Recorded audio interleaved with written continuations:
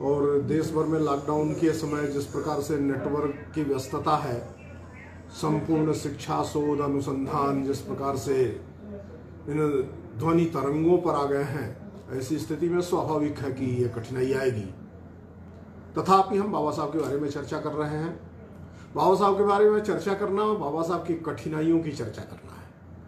बाबा साहब के जीवन में आई विविध प्रकार की अपेक्षित अनपेक्षित बाधाओं की चर्चा करना है और अपेक्षित अनपेक्षित बाधाओं के बीच आग में तप करके अपने कल्याण का, अपने उदय का और अपने साथ अपने समस्त समुदाय के उदय का और समुदाय के उदय के माध्यम से संपूर्ण देश राष्ट्र के उदय का रास्ता तलाशने वाले व्यक्तित्व की चर्चा करते हैं जब बाबा साहब के बारे में चर्चा कर रहे होते हैं। अद्भुत है बाबा साहब का व्यक्तित्व। मुझे याद आ रहा है उस बालक के बारे में जिसको मैट्रिक की परीक्षा में चाहते हुए भी संस्कृत नहीं लेने दिया गया। उस कालखंड के अध्यापकों ने एक महार जाति का होने के नाते, अछूत जाति का होने के नाते उसे संस्कृत नहीं पढ़ने दिया। उसी समय मुझे विवेकानंद भी याद आते हैं। जो विवेकानंद 1991 में मद्रास में कह रहे हैं, 1891 में मद्रास में कह रहे हैं कि दलितों को, अछूतों को संस्कृत पढ़ना चाहिए। संस्कृत पढ़ने से उनको सम्मान प्राप्त होगा, उनको गौरव बोध प्राप्त होगा, उनको अपने स्वत्व का बोध होगा। बाबा साहब के मन में भी शायद ऐसी कोई बात रही होगी कि संस्कृत पढ़ने के साथ ही समाज में सम्मान की दृष्टि प्राप्त होगी, समाज के, हिंदू धर्म के सत्य से परिचय होगा, सत्य से परिचय होने के नाते परिष्कार होगा, किंतु यह उनको प्राप्त नहीं हुआ। किंतु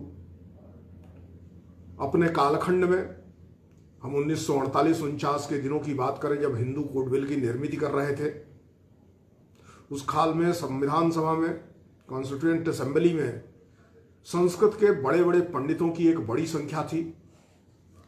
उनका हिंदू धर्मशास्त्रों के आधार पर प्रत्युत्तर देते हुए बाबा साहब का व्यक्तित्व ये दिखता है कि जहां जहां बाधा पहुंचाई गई, बाबा साहब ने उसको जीता और जिससे जिससे रोका गया वह सब कुछ अर्जित किया।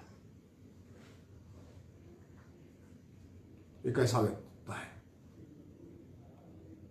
एक बार में पढ़ाई पूरी नहीं हुई, इंग्लैंड से उनको वापस आना पड़ा, फिर संघर्ष किया, नौकरी की, असिस्टेंट प्रोफेसर बने, वापस गए, फिर पढ़ाई की। एक ऐसे व्यक्तित्व के बारे में हम जब चर्चा कर रहे हैं तो ज्ञान के प्रति जिसकी लालसा और ज्ञान के प्रति जिसकी निष्ठा का विचार जब हम करते हैं तो घर के जेवर बेच करके, कर्ज लेकर के, किताबें खरीद करके ज्ञानार्जन करने वाले व्यक्तित्व के बारे में चर्चा कर रहे हैं। ये वो हिस्से हैं जो बाबा साहब के जीवन में दिखाई नहीं देते हैं। बाबा साहब केवल हिंदू जाति व्यवस्था के, हिंदू धर्म व्यवस्था के अध्येता, आलोचक और प्रतिशंसकर्ता नहीं है, अपितु संपूर्ण भारतीय दृष्टिकोण को समझने वाले अद्भुत व्यक्तित्व हैं। सिर्फ मैं कोलंबिया यूनिवर्सिटी के उनके उस व्याख्यान की चर्चा करना चाहूंगा जिसमें उन्होंने पहली बार इस देश में दो प्रकार की जातियों के, आर्य और द्रविड़ के होने की संभावना का नृतत्व शास्त्रीय आधार पर खंडन प्रस्तुत किया। यह वो कालखंड है जब तिलक जैसा महान विद्वान भी आर्यों का मूल देश अरकांटिका तलाश रहा था। उस समय इस देश में आर्य और द्रविड़ दो जातियां नहीं है, आर्य और दस्यु जैसे कोई विभाजन नहीं है, रेशियल डिस्क्रिमिनेशन नहीं है। इसको नृतत्व शास्त्र और वेदों के आधार पर सिद्ध करने वाले व्यक्तित्व का नाम बाबा साहब भीमराव अंबेडकर है। आर्य दुनिया में कहीं और से नहीं है, वो भारत के मूल निवासी है और आर्य और दास जैसा कोई विभाजन नहीं है। हम जब चर्चा कर रहे हैं तो सभी प्रकार की यातना को सह करके जाति के आधार पर अछूत होने की महान यातना को सहते हुए भी लगातार इसमें परिवर्तन और प्रयास करने के कई दशक गुजारने वाले व्यक्तित्व का नाम बाबा साहब है। 1921 से लेकर के 1935 तक उन्होंने जो लगातार आंदोलन चलाए,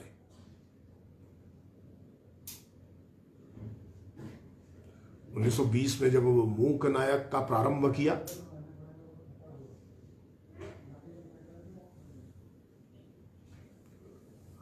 और उसमें सर्वप्रथम भारत की जाति व्यवस्था का विचार करते हुए एक बहुत जबरदस्त उन्होंने सिद्धांत प्रस्तुत किया कि भारत की जाति व्यवस्था है कैसी। ये दुनिया में अकेला धर्म संस्थान है, उपासना पद्धति है, या दुनिया की अकेली ऐसी कौम है जो कई मंजिली मीनार जैसी है, लेकिन इस मीनार में एक मंजिल से दूसरी मंजिल पर जाने का कोई रास्ता नहीं है। मीनार की ऊपरी मंजिल वाला नीचे नहीं आता है और निचली मंजिल वाला ऊपर नहीं जा सकता है। सब अपनी अपनी मंजिलों में रहने के लिए बाध्य है। एक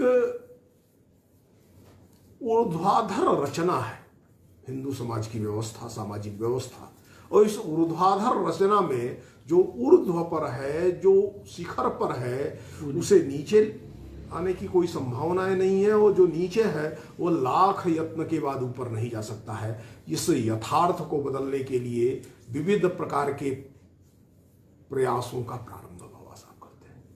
बाबा साहब की एक और विशिष्टता है कि वह जिस समूह के लिए, जिस समुदाय के लिए ये सारे प्रयास कर रहे थे, सारे यत्न कर रहे थे, उस प्रयास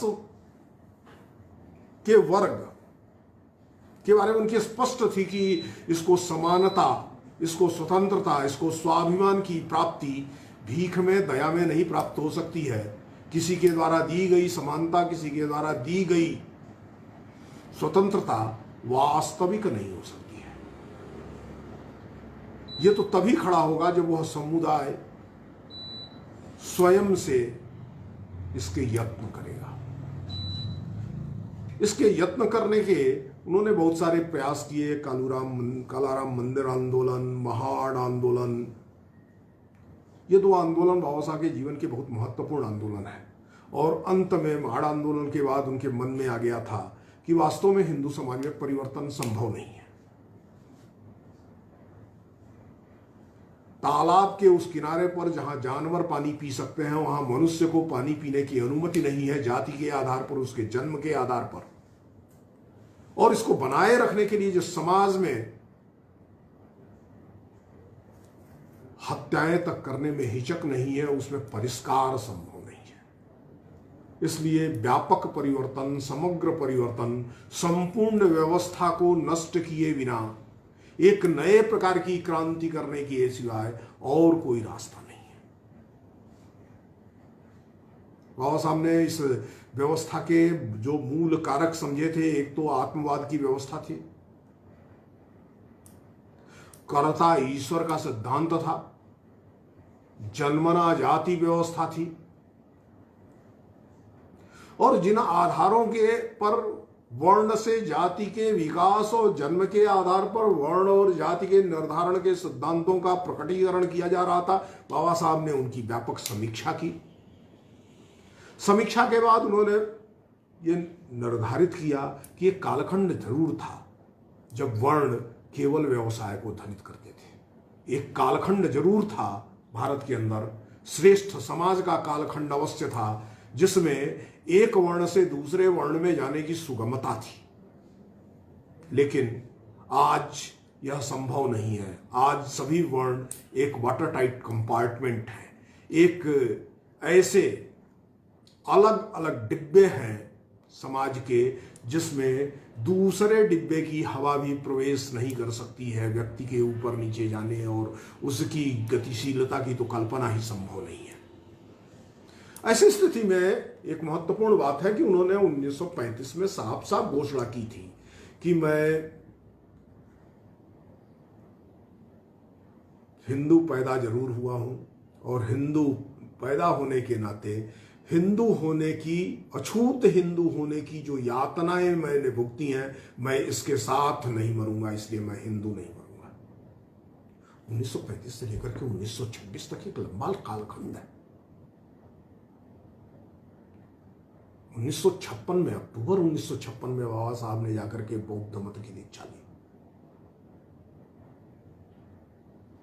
इस 20 वर्षों में बाबा साहब किस प्रकार की दार्शनिक प्रतिस्थापनाएं कर रहे थे, किस प्रकार से देश को, दुनिया में विविध समाजों में हो रहे परिवर्तन को, राजसत्ताओं की बदल को, युद्धों को, युद्ध के बाद बन रहे राष्ट्रों और राज्यों को जितना मजबूती के साथ उभरता हुआ देख रहे थे, उतना ही उनमें खोखलापन भी पा रहे थे। बाबा साहब ने इसके बहुत सारे यत्न किए। 1935 के बाद वो लगातार विचार करते रहे कि मैं हिंदू नहीं मरूंगा, ये मैंने घोषणा तो कर दी है, मैं हिंदू धर्म छोड़ूंगा, लेकिन मनुष्य धर्म विहीनता में नहीं रह सकता है, धर्म उसके लिए अपरिहार्य है। इसलिए बाबा साहब ने यह बात कहने के साथ ही एक तरफ और इशारा कर दिया था कि वह मार्क्सवादी, साम्यवादी, कम्युनिस्ट नहीं होने वाले हैं। बाबा साहब की समस्या आत्मवाद थी। मार्क्सवाद एक सहज तरीका था जिसमें आत्मवाद के लिए कोई जगह नहीं थी, आत्मा की कोई स्वीकृति नहीं थी। बाबा साहब की दूसरी जो धर्म के अंदर विविध प्रकार के भेद और भेद के आधार पर जनित कुछ वर्ग के विशेषाधिकार और कुछ वर्ग के लिए केवल कष्ट की जो निर्मित हिंदू समाज में हुई थी, उसका कर्ता ईश्वर, ईश्वर कर्तृक जगत, भाग्यवाद इत्यादि कारण भी थे। मार्क्सवाद में न तो कर्ता ईश्वर के लिए जगह है, न तो ईश्वरवाद है और न तो भाग्यवाद है। बाबा साहब एक ऐसी धर्म व्यवस्था की स्थापना करना चाहते थे जो जगत की पुनर्व्याख्या कर सके, वर्तमान इहलौकिक जगत में जो जीवन के रास्ते बता सके। तो मार्क्सवाद जीवन और जगत की पुनर्व्याख्या है, उत्पादकता संबंधों के आधार पर बदलने वाली चेतना का सिद्धांत है, लेकिन बाबा साहब को मार्क्सवाद प्रिय नहीं था। 1945 में उन्होंने बड़े साफ शब्दों में नागपुर के एक व्याख्यान में कहा था कि हमें कम्युनिस्टों से सावधान रहना पड़ेगा, क्योंकि कम्युनिस्ट जिस प्रकार से अनात्मवाद, भौतिकवाद और समता की बात करके हमारे लोगों को प्रभावित कर रहे हैं, वस्तुतः वहां पर समानता की संभावनाएं झूठी हैं, क्योंकि कम्युनिज्म में स्वतंत्रता के लिए जगह नहीं है। कम्युनिज्म में स्वतंत्रता के लिए जगह नहीं है, इसलिए अगर वहां कोई साम्यवाद है, कोई समता है, तो वह समता कृत्रिम है, स्वाभाविक नहीं है। उस समय तो 1917 में डिक्टेटरशिप ऑफ प्रोलेटरेट यानी कम्युनिस्ट पार्टी का शासन स्थापित हो गया था और एक मजबूत शासन व्यवस्था, शासन तंत्र के रूप में सोवियत संघ की मान्यता भी स्वीकार हो गई थी। इसलिए उन्होंने यह भी कहा था कि तानाशाही के आधार पर, चाहे वो श्रमिकों की ही तानाशाही क्यों न हो, उसके आधार पर स्वतंत्रता की व्यवस्थाएं नहीं की जा सकती हैं। लेकिन बाबा साहब ये भी मानते थे कि इन सबके बीच हमको धर्म व्यवस्था तो वही बनानी है जो लौकिक जीवन मूल्यों के लिए जगह बना सके, जो नैतिकता के लिए जगह बना सके, जो स्वतंत्रता के लिए जगह बना सके, जो समानता के लिए जगह बना सके। उस तो बाबा साहब को अगर किसी एक संदर्भ में देखना हो तो बाबा साहब के दर्शन को, बाबा साहब की दृष्टि को, बाबा साहब ने जो दार्शनिक आधार भारत के लिए प्रस्तुत किया था, जो भारत के संविधान में भी प्रस्फुटित हुआ है, संविधान की प्रतिष्ठा की प्रस्तावना में ही, प्रियम्बल में ही आया है, वह समानता, स्वतंत्रता और बंधुत्व का सिद्धांत है। बाबा साहब इस कालखंड में समानता, स्वतंत्रता और बंधुत्व के महानायक हैं। लेकिन बाबा साहब इस बारे में बहुत सावधान करते हैं और सामान्य तौर पर हम उसका ध्यान नहीं देते कि बाबा साहब का समानता, स्वतंत्रता और बंधुत्व का यह सिद्धांत फ्रांसीसी क्रांति से उपजे हुए समानता, स्वतंत्रता और बंधुत्व का सिद्धांत नहीं है। यह प्रतिक्रिया नहीं है। यह राजसत्ता के विरुद्ध, कुलीन तंत्र के विरुद्ध प्रतिक्रिया नहीं है। यह राजसत्ता और कुलीन तंत्र के रूपांतरण, कायांतरण और समाज के निचले वर्ग को गरिमा युक्त बनाना, अस्मिता युक्त बनाना, उसकी पहचान उसको दिलाना, उसकी स्वीकृति समाज में दिलाना, यह तो दृष्टिकोण है। लेकिन यह हिंसा के माध्यम से नहीं हो सकता है।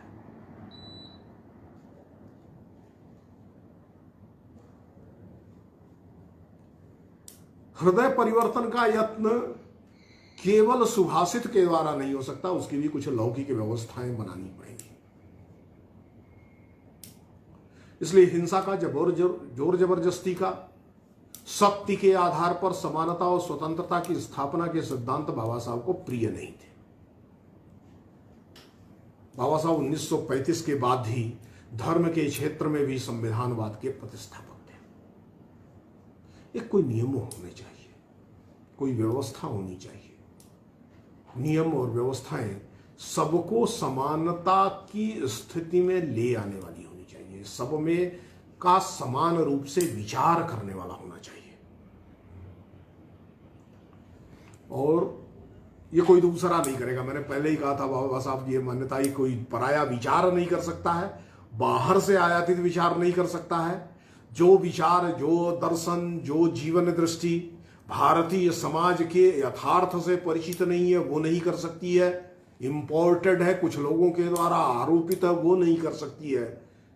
ये उस समय भी बाबा साहब को बुद्ध के शायद वचन ध्यान में रहे होंगे, अत्ता ही अत्तनो नाथो को ही नाथो परोसियो। तुम स्वयं अपने स्वामी बनो। तुम्हारा स्वामी, तुम्हारा शास्ता, तुम्हारा उद्धारक, तुमको मुक्ति प्रदाता कोई दूसरा नहीं हो सकता है। अपदीपो भव, अपने ज्ञान के दीप तुम खुद बनो।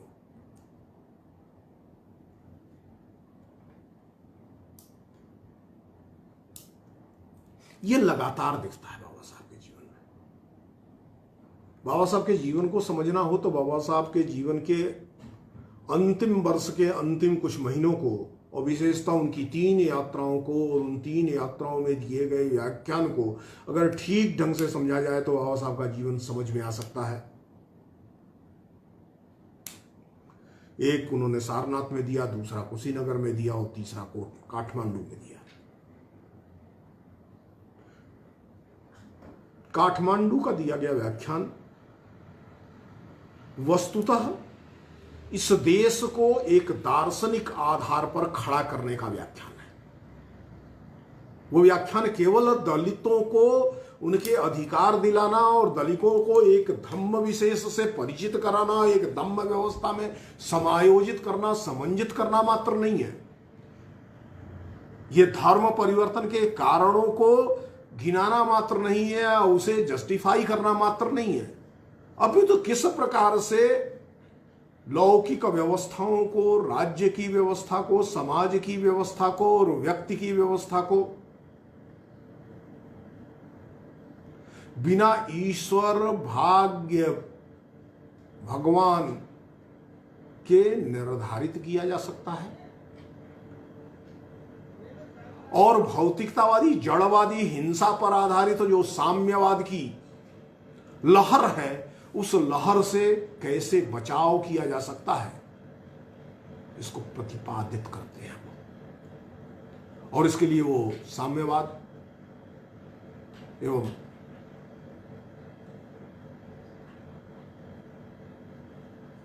बौद्ध दर्शन के बीच, बुद्ध के मत के बीच एक व्यापक तुलना करते हैं। काठमांडू में विश्व के समक्ष एक अंतर्राष्ट्रीय बौद्ध सम्मेलन के बीच वह इसको प्रतिस्थापित करते हैं। वो समय है जब चीन में भी क्रांति हो चुकी है, चीन में भी मार्क्सवाद का संस्करण, माओवाद लागू हो चुका है, समता मूलक व्यवस्था के यत्न वहां भी स्थापित हो गए। वहां भी मान लिया गया था कि जो है सत्ता वह बंदूक की नाल से निकलती है।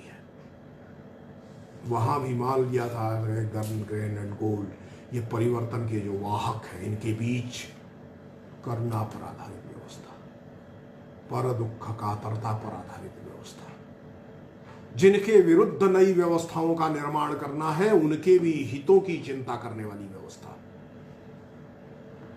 जिनके द्वारा निर्मित की गई व्यवस्था का संपूर्णतः विध्वंस करना है,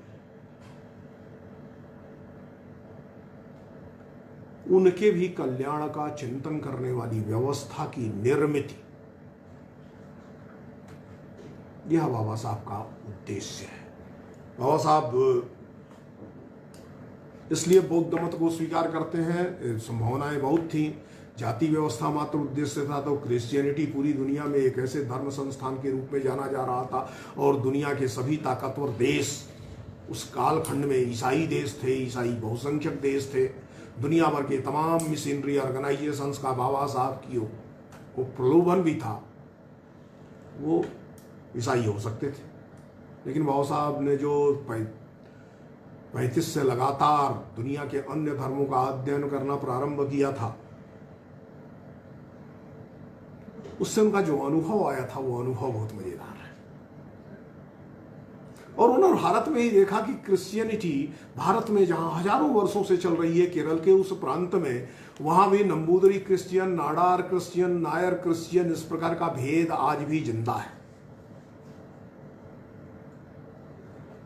हैदराबाद के निजाम ने तो करोड़ों रुपए का ऑफर किया था मुसलमान होने के लिए, और बहुत लोगों को विश्वास था कि बाबा साहब जिस बंधुत्व की बात कर रहे हैं, जिस समानता की बात कर रहे हैं, वह बंधुत्व और समानता और मतांतरितों को राजसत्ता में अधिकार, ये इस्लाम से आसानी से प्राप्त हो सकता है। इसलिए हैदराबाद के निजाम ने करोड़ों रुपए का ऑफर भी किया था।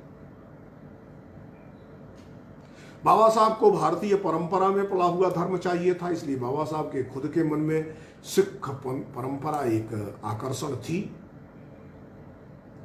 और इसके लिए उन्होंने अपने कुछ कार्यकर्ताओं को अमृतसर में सिख धर्म का अध्ययन करने, उसको समझने, नजदीक से समझने के लिए भेजा भी था, जिसमें कुछ ने सिख पंथ वहां स्वीकार भी कर लिया था। और उसके बाद के जो अनुभव आए थे वो अनुभव भी कारण थे कि सिखिज्म में भी सिख और रामदसिया, सिख, जाट, दलित इत्यादि प्रकार के भेद जीवन में जिंदा थे।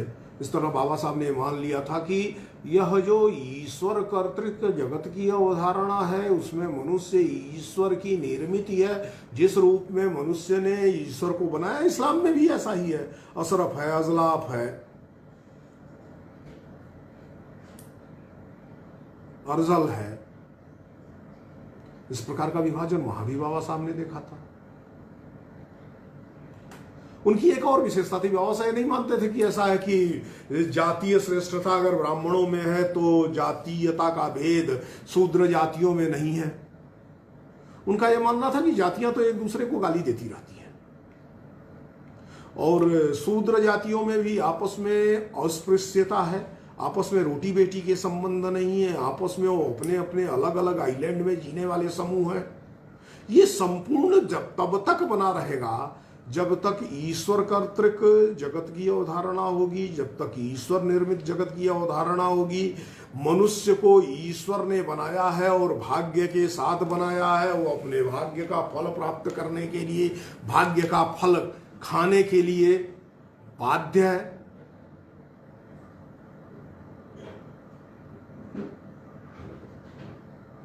तो इस प्रकार से दुनिया में जितने प्रचलित धर्म थे, उन सभी धर्मों के साथ बाबा साहब को न्याय मिलेगा, दलितों को, इस देश की अछूतों को, इसमें संशय था। एक और सवाल हो सकता है कि भारत में पारसी धर्म एक ऐसा धर्म था जो अल्पसंख्यक धर्म था, कम लोगों का था, लेकिन बहुत कम लोगों को मालूम है कि बाबा साहब को पारसियों के बारे का जो अनुभव था वो भी बड़ा नजदीकी अनुभव था। जब वो पहली बार वापस लौट करके आए थे और बड़ौदा में महाराजा सयाजीराव गायकवाड़ की नौकरी कर रहे थे, उन्हें घर नहीं मिल रहा था बड़ौदा में, तो एक पारसी के यहाँ उन्होंने भेष बदल करके, नाम छिपा करके, जाति छिपा करके किराए पर मकान लिया था। और जिस प्रकार से जाति का ज्ञान होने के बाद, क्योंकि बाबा साहब सयाजीराव गायकवाड़ के राज्य के एक बड़े अधिकारी के रूप में थे, इसलिए ज्यादा दिनों तक ये बात छिप तो नहीं सकती थी, वो खुली। तो जिस प्रकार से बड़ौदा के पारसी लोगों ने डंडे के साथ उनके साथ कठोरतापूर्वक व्यवहार किया था और घर छोड़ने के लिए मजबूर किया था, वह यह बताता है कि पारसी धर्म में भी जो जन्म से दलित है हिंदू समाज का, उसको स्वीकार करने के कोई रास्ते नहीं। एक दूसरा विषय हो सकता था, उस समय सुधार के बहुत सारे आंदोलन चल रहे थे। महर्षि कर्वे का आंदोलन था, आगरकर का आंदोलन था, बहुत सारे मालवीय जी का आंदोलन था। मालवीय जी ने जगजीवन राम को आगे करके एक बड़ा आंदोलन चलाया था। तो बाबा साहब 1935 में एक बार स्वीकार कर लिए कि परिष्कार संभव नहीं है, लेकिन जो यत्न चल रहे थे, इन यत्नों के द्वारा, विशेष करके मदन मोहन मालवीय के यत्नों का, जिसके साथ उनका बड़ा संवाद था, उस संवाद को स्वीकार करके भी तो वो आगे बढ़ सकते थे। लेकिन वास्तव में यह भी न तो संभव था और न तो इससे देश के दलितों को न्याय मिलने वाला था, न तो इस देश को दार्शनिक आधार मिलने वाला था। भारत की आजादी की लंबी लड़ाई के बाद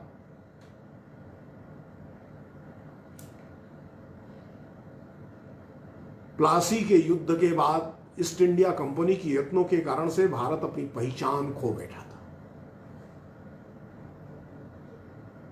इस्लाम के आक्रमण ने भारत की सामाजिक व्यवस्था को वाटर टाइट कंपार्टमेंट के रूप में परिवर्तित किया था, जिसका बड़ा उल्लेख बाबा साहब ने हुए सुद्राज में किया है, उसके ऐतिहासिक परिणतियों की चर्चा की है। और जो एक परंपरागत समाज था, वह परंपरागत समाज जाति जाति भेद, अछूत छूत अछूत का विचार, पवित्र पवित्र का विचार, मनुष्य में भी कुछ ऐसे हैं जो पशुओं से गए बीते हैं। एक बार पशु को छू करके पवित्रता आ सकती है, मनुष्य को छू करके पवित्रता नहीं आ सकती है। और यह केवल और केवल हिंदू धर्म की व्यवस्था नहीं थी, केवल और केवल यह सवर्ण व्यवस्था नहीं थी, अपितु जातीयता इस ढंग से भारत के अंदर घर कर दी गई थी कि इस सारी व्यवस्था को तोड़ने का दूसरा कोई रास्ता नहीं था। इसलिए बाबा साहब को एक ही रास्ता दिखता था कि धर्म तो बदलना है, उपासना पंथ तो बदलना है, लेकिन देश नहीं बदलना है।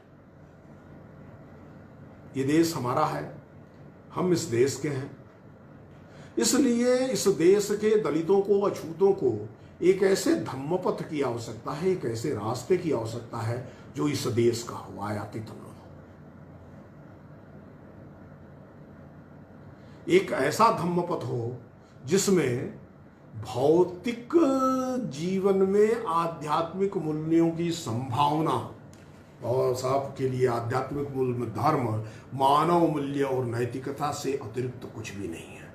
इसलिए बाबा साहब ने स्पष्ट शब्दों में कहा कि संपूर्ण अध्ययन के बाद मुझे यह लगता है कि मैं बौद्ध मत को स्वीकार करूंगा, बुद्ध के रास्ते को स्वीकार करूंगा। हमारे लोगों के लिए और इस देश के लिए बुद्ध का रास्ता उचित रास्ता है, क्योंकि इस देश की सभ्यता में, इस देश की संस्कृति में उपजा हुआ है। और इस देश के ब्राह्मणवाद, इस देश के जाति मूलक ब्राह्मणवाद, जन्माधारित श्रेष्ठता का जो ब्राह्मणवादी सिद्धांत यानी स्मृतियों का सिद्धांत है, उस सिद्धांत की प्रतिक्रिया में है जो यज्ञ, यजमान, भाग्य, भगवान, इनके कुचक्र से निकालने का दुनिया भर में मनुष्य के द्वारा किया गया, भारतीय मन के साथ, भारतीय मेधा के साथ किया गया प्रथम विचार है, जो मनुष्य को स्वर्ग दिलाने के बजाय मनुष्य को इस जीवन में होने वाले दुखों से मुक्ति का यत्न दिलाता है, जो आर्य सत्य के रूप में स्वीकार करता है कि दुख है, ये यथार्थ है, ये सत्य है, ये संपूर्ण संसार दुख में है, कुछ भी ऐसा नहीं है जो दुख मूलक न हो। जातपि दुखम, जरापि दुखम, मरणमपि दुखम, अप्येहि संपयोगो दुखा पिये ही विपयोगो दुखा संकितेन पंखुपादानि दुखानि। इस प्रकार के दुख की अवधारणा को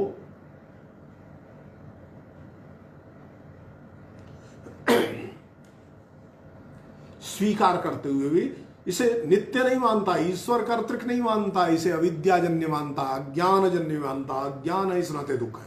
ज्ञानोदय होगा तो दुखों से मुक्ति होगी। दुख है अज्ञान से उत्पन्न होते हैं। जब उत्पन्न होते हैं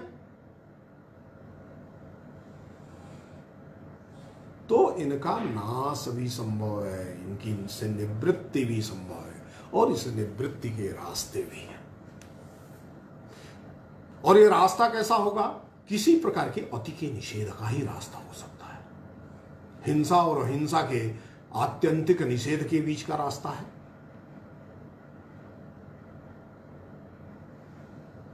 भौतिकता और आध्यात्मिकता की आत्यंतिकता के बीच का रास्ता है। आत्मवाद और अनात्मवाद की आत्यंतिकता के बीच का रास्ता है। बीच का रास्ता साम व्यवहारिकता का रास्ता, व्यवहारिक पथ, जिसे बुद्ध ने अष्टांगिक मार्ग कहा था। प्रज्ञाशील समाधि का रास्ता, शीलवान बनना है, प्रज्ञावान बनाना है। शीलवान और प्रज्ञावान को अविद्याजन्य दुखों से मुक्ति प्राप्त होती है। शीलवान और प्रज्ञावान समाज जब खड़ा होता है तो उसमें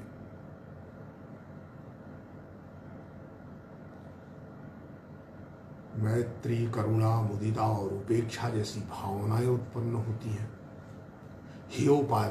हेय और उपादेय का भेद ज्ञान होता है। जो उपादेय है उसे स्वीकार करता है और जो हेय है उसे छोड़ता है। और यह सिर्फ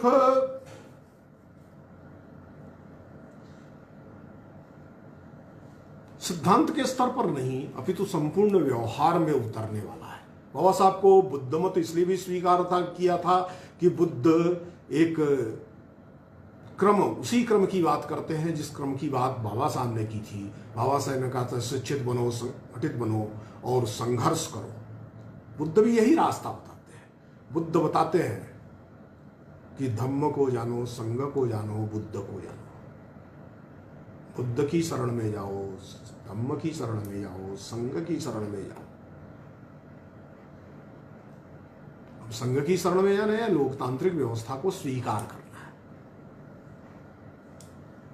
किसी एक का मत, धर्म के क्षेत्र में भी कोई तानाशाही और अंतिम निर्णय के लिए जगह नहीं है। बाबा साहब को लोकतंत्रात्मक व्यवस्था में बहुत विश्वास था। वो मानते थे कि अगर लोकतंत्रात्मक व्यवस्था नहीं है तो स्वतंत्रता नहीं होगी, स्वतंत्रता नहीं है तो अगर समानता का जो यत्न है वो यांत्रिक यत्न होगा, और जब समानता यांत्रिक होगी, मैकेनिकल होगी, तो बंधुता के लिए भी कोई जगह नहीं बनेगी। इसलिए समानता, स्वतंत्रता और बंधुत्व का यह विचार धर्म के क्षेत्र में, उपासना के क्षेत्र में भी एक लोकतांत्रिक व्यवस्था की निर्मित करता है। बाबा साहब ने इसका उदाहरण दिया कि भगवान बुद्ध ने, शास्ता बुद्ध ने अपने को संघ का तानाशाह डिक्टेटर नहीं स्वीकार किया, अपितु वह सभी प्रकार के निर्णय लोकतांत्रिक अधिकारों पर करते हैं। सब कुछ, यहां तक कि संघ के नियम जो विनय पिटक में संग्रहित है, वो संघ के नियम भी सभी व्यक्तियों के बीच सर्वानुमति के द्वारा आपस में चर्चा करके ही निर्मित होते हैं। और बुद्ध बार बार इसकी उद्घोषणा करते हैं कि ये बुद्ध वचन है, मैंने कहा है, शास्ता ने कहा है, बुद्ध ने कहा है, ताई ने कहा है,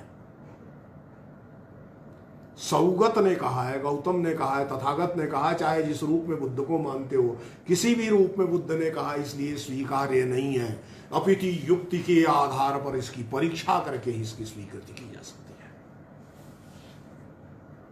तो एक बुद्धिमत्ता पर आधारित, रैशनैलिटी पर आधारित, युक्तियुक्तता पर आधारित, लोकतांत्रिक व्यवस्था के आधार पर आधारित, संघ की जो कल्पना है, इस प्रकार के समाज की निर्मित बाबा साहब का धर्म के माध्यम से, धम्म के माध्यम से जो उद्देश्य था, उसकी पूर्ति केवल और केवल बुद्ध के रास्ते हो सकती थी।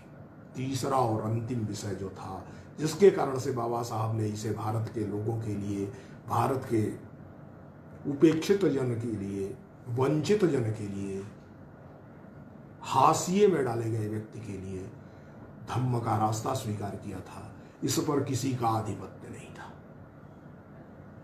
भारत के अंदर यह पराये लोगों के द्वारा पालित था। भारत भूमि बुद्ध के उस महान धम्म से अपरिचित हो गई थी, इसलिए इसमें पुरोहितवाद नहीं था, इसमें कर्मकांड नहीं थे। पुरोहितवाद और कर्मकांड के न होने के कारण इसमें जड़ता नहीं थी, इसमें परिष्कार की संभावनाएं थी। बाबा साहब को इसी प्रकार का धम्म स्वीकार था, इसी प्रकार की दार्शनिक दृष्टि स्वीकार थी, जिसमें लौकिक जीवन के कल्याण के साथ मनुष्य के आध्यात्मिक उन्नति के भी रास्ते बन सके। लेकिन वह आध्यात्मिकता लोकोत्तर आध्यात्मिकता नहीं, वह आध्यात्मिकता स्वर्ग का साम्राज्य पाने की आध्यात्मिकता नहीं, अपितु मनुष्य के कल्याण का और मानवीय मूल्यों का जीवन में निर्मित हो सके, इसकी आध्यात्मिकता थी। और यह केवल और केवल प्रज्ञाशील समाधि की जो धम्म दृष्टि है, धर्म दृष्टि है, उसमें ही संभव था। इस प्रकार से बाबा साहब का जीवन यत्न, सबसे लंबा समय उनके जीवन का, उनके 1935 से लेकर 1956 तक का समय, इस उद्घोषणा के बाद कि मैं हिंदू हूं, पैदा हुआ हूं लेकिन हिंदू नहीं मरूंगा, एक ऐसे दार्शनिक आधार की, एक ऐसे धम्म की, एक ऐसी नैतिक व्यवस्था की, ऐसे सामाजिक धम्म दृष्टि की तलाश का है जो मनुष्य को गरिमा दिला सके, मनुष्य को स्वतंत्रता दिला सके, मनुष्य को आत्मिक उन्नति दिला सके। और बाबा साहब ने यह धम्म दृष्टि भारत के विरुद्ध न खड़ी हो जाए, राष्ट्र के विरुद्ध न खड़ी हो जाए, इसकी भी काफी चिंता की थी। कई स्थानों पर उन्होंने इसकी व्यवस्थाएं बनाई थी। हिंदू कोडविल में जब हिंदू परिभाषित कर रहे थे, हिंदू कोडविल 9 पास होने वाला एक ऐसा बिल है जिसका भारत की निर्मिति में है और भारत में सामाजिक सुधार के विविध आंदोलनों में जबरदस्त योगदान है। इसलिए मैं बार बार हिंदू कोडविल की चर्चा करता हूं। हिंदू कोडविल पर हुई चर्चाएं बाबा साहब के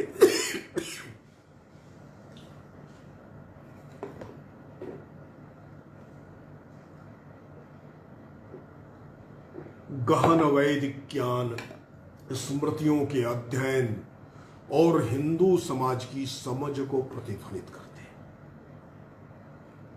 इसलिए वो जो हिंदू कोडविल है, हिंदू को परिभाषित करते हैं तो परिभाषित करते हैं हिंदू यानी सनातनी, आर्य समाजी, जैन, बौद्ध, सिख, अर्थात भारत भूमि में उपजी हुई प्रत्येक धर्म दृष्टि, प्रत्येक धम्म पथ, प्रत्येक पंथ, उपासना पंथ, ये हिंदू है। यहां जब हिंदू बाबा साहब परिभाषित कर रहे हैं तो ये हिंदू उपासना के आधार पर, धर्म के आधार पर, ईश्वर के आधार पर, जाति के आधार पर, जातिवाद के आधार पर परिभाषित दृष्टि नहीं है, बल्कि यह दृष्टि एक सांस्कृतिक दृष्टि है। हिमालय से लेकर के इंदु सरोवर तक रहने वाला यहां का जो मूल निवासी है वो सब हिंदू है। एक सांस्कृतिक दृष्टि है।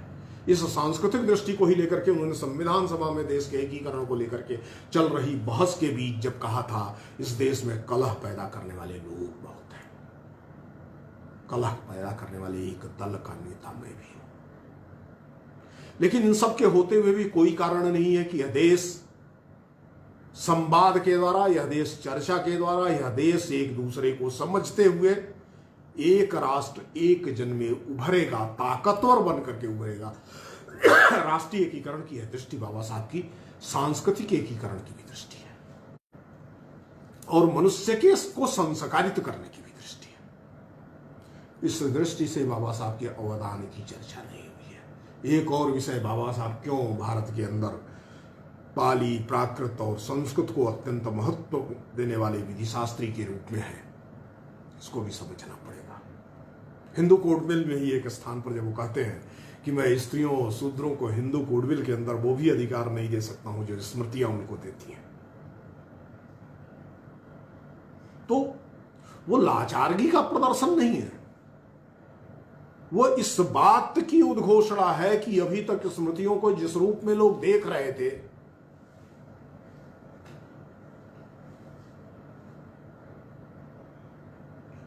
वो ठीक दृष्टि नहीं थी। बाबा साहब ने स्मृति जलाई जरूर थी 1936 में, मनुस्मृति जलाई थी, चंदन की लकड़ी पर जलाई थी कि सुगंध रहे, लेकिन उसकी जो जड़ व्यवस्था है वो समाप्त हो गया। यानी स्मृति अगर कोई नियम व्यवस्था है तो नियम व्यवस्था के बिना नहीं चलेगा, लेकिन नियम अगर अत्याचार करते हैं, नियम शोषण करते हैं, नियम शासित करते हैं, नियम तानाशाही को उत्पन्न करते हैं, नियम मनमानीपन को उत्पन्न करते हैं, नियम राज्य को सर्वोच्च के रूप में स्थापित करते हैं और व्यक्ति की गरिमा को गिराते हैं, तो इस प्रकार के नियमों को नष्ट हो जाना चाहिए। ये भारत के संविधान में भी दिखता है। समानता का अधिकार, स्वतंत्रता का अधिकार, दैहिक स्वतंत्रता का, शैक्षिक स्वतंत्रता का, मतपंथ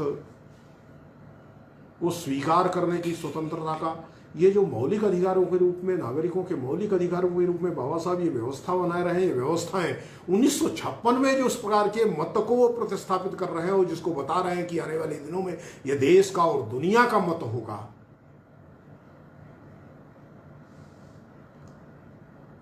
उसको सामने रख करके विचार करना। इसलिए बाबा साहब के लिए संस्कृत का भी बड़ा महत्व है। संविधान सभा में बहस के दौरान राष्ट्रभाषा के प्रश्न को, राजभाषा के प्रश्न को लेकर के जब बहस चल रही थी, तो बाबा साहब संस्कृत को राष्ट्रभाषा बना दिया जाए, राजभाषा बना दिया जाए, इसका प्रस्ताव लेकर के आते हैं और कई एक दलित सदस्यों के समर्थन से वो प्रस्ताव लेकर के आते हैं।